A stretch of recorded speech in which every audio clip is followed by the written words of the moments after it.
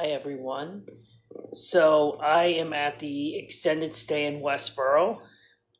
I got here yesterday. I had some money and I was able to pay for a night. And then I got some additional money from my GoFundMe that was processed finally after several days. And I was able to book a second night here.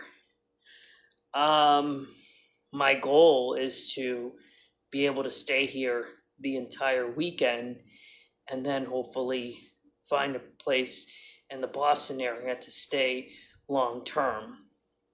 You know, um, I was staying at the extended stay in Peabody, you know, and so I'm hoping, I can go back there and everything until I find permanent housing.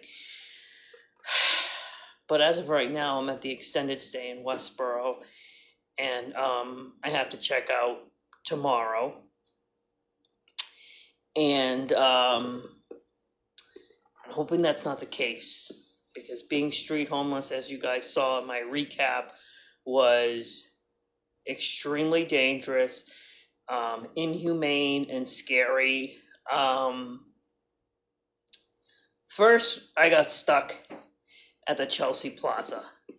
I can't remember the name of that plaza, but it's where there's the Planet Fitness and the Home Depot and a Burlington there, And that time, I was running really low on gas.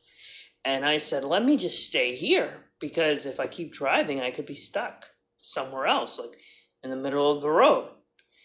And I spent the entire day there until I got a donation. I think I got a few donations from some nice people and I was able to get out of there, but I spent a good chunk of time there. And then, several days later, my gas tank was completely empty, and I was at the Wonderland Plaza in Revere. There was a ton of traffic, so I waited for the traffic to go down like an hour, and then I managed to drive to, the Northgate Plaza, because I figured if I'm going to be stuck somewhere, let me be stuck in a plaza that's a little bit, easier, in the sense that the Northgate Plaza also has a Planet Fitness, and they have a Market Basket right next door to the Planet Fitness. So that's what I did. I managed to drive to Northgate, and then I was stuck there for 2 days. 2 days. Finally, when I was able to, get some money from my GoFundMe and other money that I had, that obviously took a while to process, because that's how GoFundMe is. And so I had the money, and I was like, okay, I can buy some food, and I can get some gas, and I can get out of this plaza, because I didn't even eat. There was one day I only had 2 snacks, and there was another day that I didn't eat at all. I only drank water. So at that point, I was there for 2 days. I was hungry, I was tired, I was hot, because those days it was like over 90, very humid, And then I went to turn on my car, and my car didn't turn on. Then I called AAA, and I paid like the small fee for a membership, because I had a membership for a long time, but it was inactive. And so the woman on the phone was like, well, since you're being, your account is, you're a new member now because your account was inactive for a while, you have to pay a $125 fee for your first service with AAA, if it's the same day that you need us. And I was like, that sounds very odd. And I just ended the call with that person. And then later I tried again, and then another person was saying to me, oh, it looks like you have been active since 2015, so we're going to waive that $125 fee. And then about an hour later, the guy from AAA gave me a jump start, and I was finally able to get out of Northgate after being stuck there for 2 days.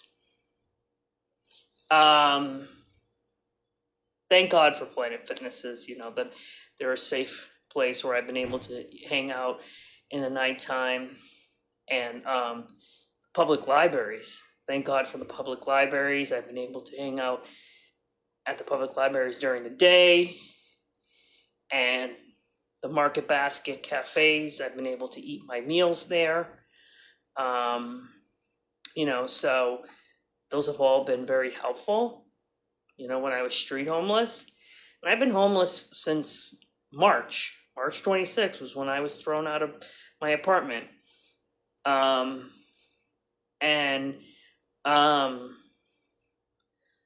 don't want to be on the street. Like, I know it's going to take, I don't know how much time it's going to take to find permanent housing, but at least, I need to be at a hotel. I cannot be on the streets like I'm less than human, because that's so inhumane and dangerous,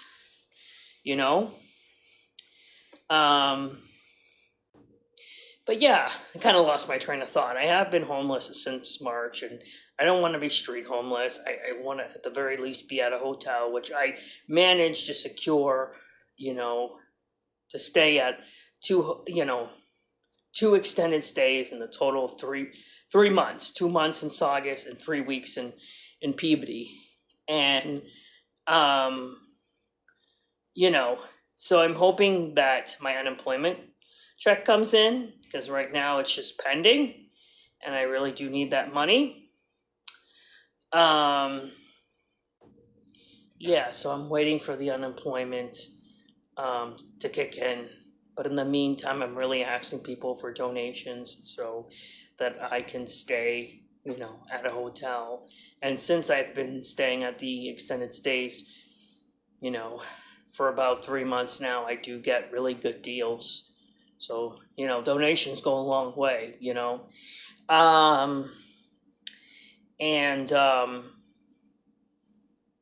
the spring, and I think, I posted some pictures of me in the springtime. That went on for like 2 months, me bouncing around like that.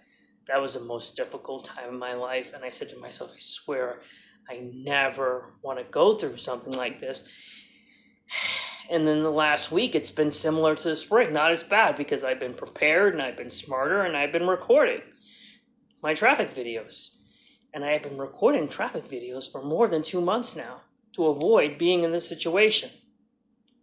But I have to say, traffic videos have saved my life. And had I not been recording for 2 months plus of myself driving, I don't think I'd be alive today. I really don't.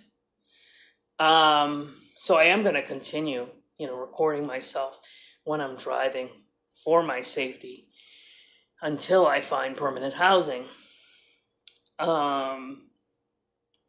So I have to check out tomorrow. Really hoping that, maybe I can get some donations, like I said, to get me through the weekend. It has been really tough. I kind of fell off the wagon, as you say, not with drug use, because I've never done drugs, but with Al-Anon. I'm a person that's affected by the disease, and I stopped going to meetings for a couple of months, and then, on Wednesday I went to a meeting and everything, and so that was good. At least I'm, going back to my support groups, because Al-Anon has saved my life too, and it's been a great support, especially during this crisis situation. But, it was an unlawful eviction. It was institutional racism. I'm not a street person by any means. I am a person that helps people. I've helped homeless clients all the time, but this was just pure institutional racism, and that's why I put all those court documents online, and you can also see them, Facebook and Instagram. But anyways, I'm running out of time. Thank you guys for listening, and I'll keep you guys posted during this housing emergency.